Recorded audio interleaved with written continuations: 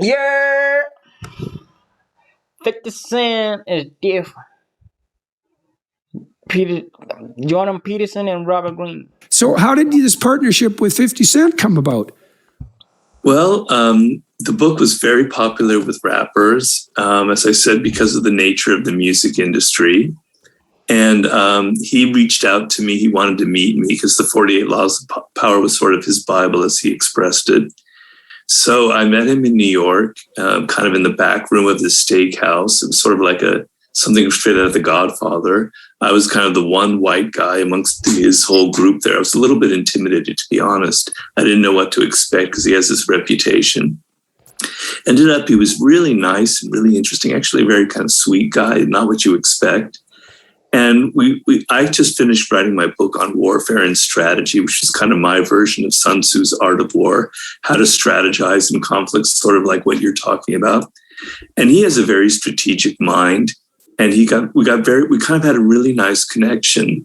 And I thought, so much in our culture is creating these stupid kind of divisions and walls.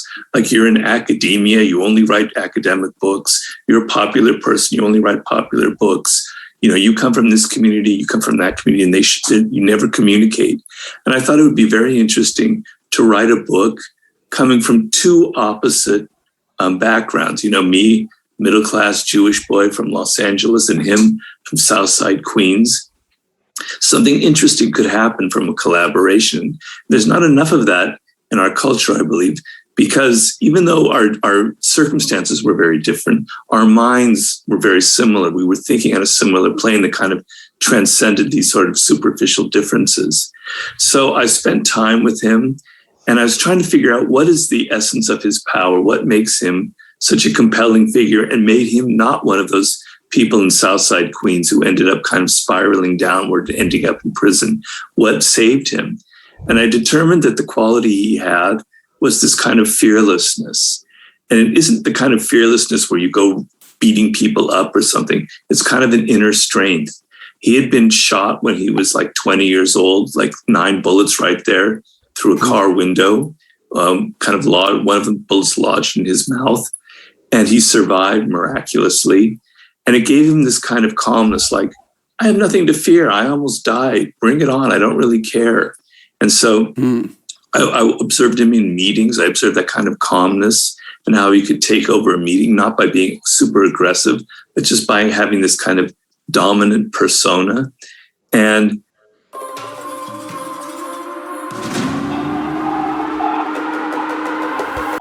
I thought that there's tremendous power in this fearlessness, not being afraid to be different, not being afraid to have conflict and confrontation, not being afraid of death itself, not being afraid of the reality of your situation, on and on. So the book that we formed together was kind of a meditation on 10 forms of fearlessness. And I found, I thought that I was a relatively fearless person, which in some ways I am. I seem agreeable, but I'm actually in some ways a little bit bold and adventurous. But compared to him, I realized, no, I'm actually riddled with fears.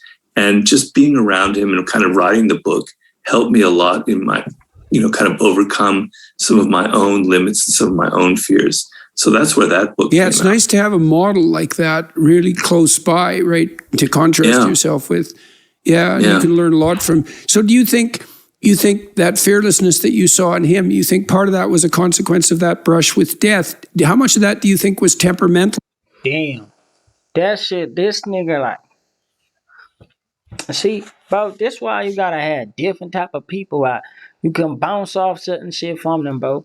You feel me? You could realize, like most people, bro, uh, uh, cut off certain things they don't like. Things they don't like get cut short, bro. You feel me? So you realize by how somebody don't fuck with something, how they move, like, you feel me? What you would have thought would have been right, they would live like, no. You feel me? So by them just saying no, it gives you like a different, like, oh, let's see how he gonna approach that shit. And by seeing that, you could bounce off the, you feel me? So sometimes you gotta be like that. I feel like it's a necessity, bro. Real shit. Too. in him? Well, there's a kind of a reckless fearlessness that a lot of people from the hood have, which doesn't really serve them very well, and it gets them in a lot of trouble, right? He has a very kind of strategic, under control fearlessness. Hey, I got something cool to tell you about that. So what? I was talking to David Buss. Yes, I believe it. And he's an evolutionary psychologist, a good one. We were talking about this Machiavellian personality triad, the dark triad, the Del Polos, UBC. Yeah, okay. So here's something really interesting. It's the bad boy paradox, they call it, that young, naive women are attracted to those Machiavellian types. Definitely. But when they get older and more experienced, they start to be able to see through that. The reason they're attracted to it, as far as I can tell, and I talked about this with Bus to see if I was way off on the wrong track, is that those reckless, fearless people mimic real fearless competence. And young women aren't good at distinguishing between the two. And so they get sucked in by the sort of psychopathic recklessness because they think it's fearless competence. Right. And then fearless competence. Fearless competence. Ain't that like self-confidence? Fearless competence. Competence, right? You competent. You are able to maneuver. This is how you move, and you are able to do this thing correctly, right? Precisely, right? So you have nothing to fear. So you do it with utmost confidence and with utmost trust in yourself, right? So that's what hey, bro, if I'm wrong, tell me, nigga. Don't let me be wrong and don't say nothing. You feel me? Say it in the shit if I'm wrong on me. Let's see. of course, the guys who are doing that, they'll prey on that because they're trying to ape competence. But what the women are really after in their heart of hearts, they might be out for an adventure too, because there's that element of it. But they want that fearlessness that does go along with true generosity and competence, and also the ability to keep, real darkness away. So, well, a lot of those people who display that kind of what you call mimicking fearlessness, yes, or whatever, macho. That's the macho thing. They're actually hiding the opposite. They're actually very, very riddled with insecurities. They're not, and they kind of create this sort of bravado and this false front, and they go to an extreme to kind of project this machismo, when in fact they're riddled with insecurities, and that's their way of dealing with it. But someone like 50 Cent, he's very comfortable with himself. He knows who he is. He knows where he came from. His mother was a hustler on the streets, so he knew the limits of the game. And I don't know, I think there is maybe a slight genetic component to it. I can't really put my finger on it, why he was able to have this kind of self-control where other people didn't. Yeah, well, that dimension, neuroticism, if you're in a rough environment and you're low in neuroticism, that's pretty damn helpful, because imagine that what neuroticism is, unit of psychophysiological upset caused per unit of stress. Yeah. And or unit of danger. And some people overreact and some people underreact. Sometimes the overreaction saves your life. Yeah. Sometimes the underreaction gets you killed. So it's not like there's a clear answer. So there's variability there. Some people are much more calm, not volatile. They don't withdraw temperamentally. And that's a more masculine temperament, by the way. Yeah, I agree. But if you're raised in a really rough environment, there's a clear answer. So there's variability there. Some people are much more calm, not volatile. They don't withdraw temperamentally. And that's a more masculine temperament, by the way. Yeah, I agree. But if you're raised in a really rough environment and you happen to be emotionally stable, that's the opposite of neurotic, let's say, then you're just not going to be as affected by it. And that can be a real blessing. So, and then I'm also interested in that, you said that you channeled a lot of your shadow, let's say, into creativity. Did you see the same thing happening with 50 Cent? Fuck, bro. Oh, so yeah, but it makes sense. His music is interested in that. You said that you channeled a lot of your shadow, let's say, into creativity. Did you see the same thing happening with 50 Cent? Oh my God, his music is incredibly aggressive, and to an extent that's kind of violent. And I must admit, it really appeals to me. So when I was writing, why? That's cool because it's so interesting that so many rap fans are young white guys. I know. Yeah, but that's really psychologically interesting, right? Because if they've been coddled and their ambition has been squelched and everything about them that's aggressive has been shamed out of existence, that's part of that attraction of that dark fantasy, right? And then they see that aggression manifesting itself and in a creative form in rap. It's not surprising that they're going to try to imitate that. It's part of that desire to bring that shadow out of the shadows and into the light.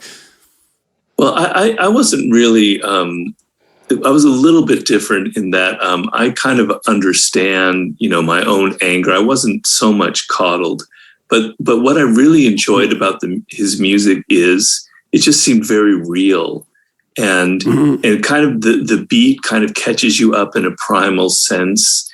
And kind of the aggressiveness just seems very direct and very refreshing, by the way. And you could tell, I say in my book, Mastery, that by a person's style, by how they write a book, by how they put language together, or the music they create, reveals something very, very deep about their character, about who they are.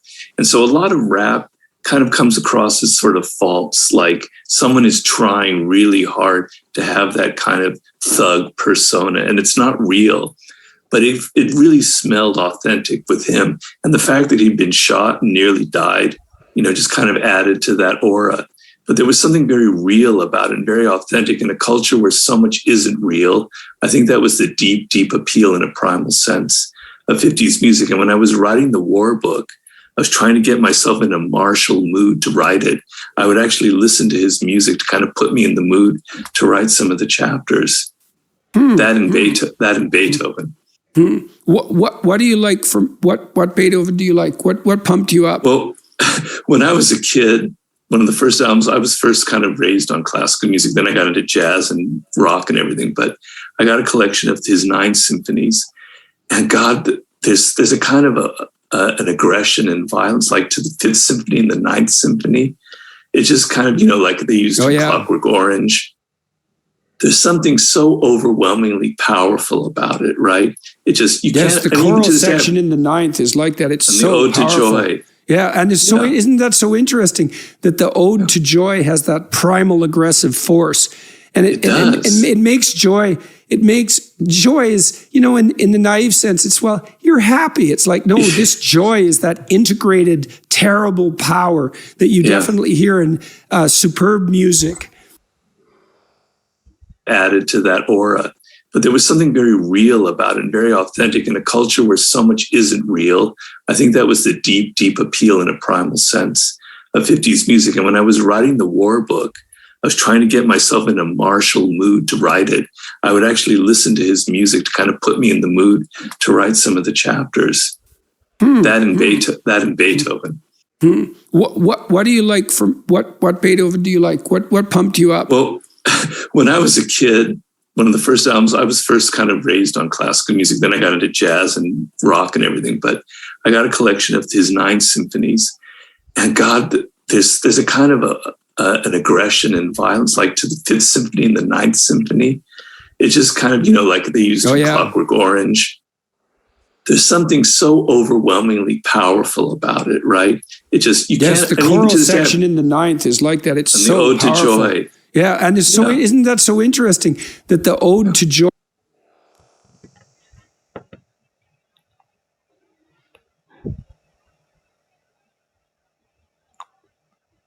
Yeah. So they saying this nigga 50 Cent now, he felt like it gave him a better sense of of uh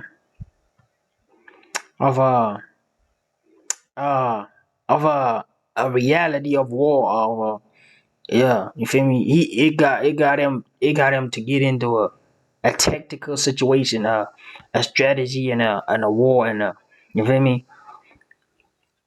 That's crazy, bro, because he say even his songs is like very aggressive, and but if you know him,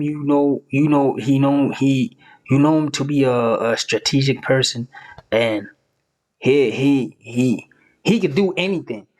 You know, somebody who can do anything is very unpredictable. So I feel that's what he was trying to say by that, by saying he's what he's nice and he's calm and he, you feel me?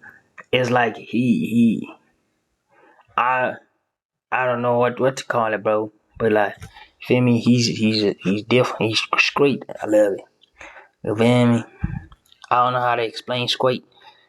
He's authentic. Yeah, he said he's authentic or some shit like that. Yeah, so it brought him back to the sense of this shit is a real thing. I feel like you're saying, damn, that's crazy, bro. That's crazy.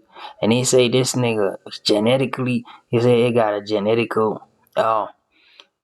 genetics played. He feels like it played a part that he and his background built him. I love it. I felt like he say it built him in a way where it's like these.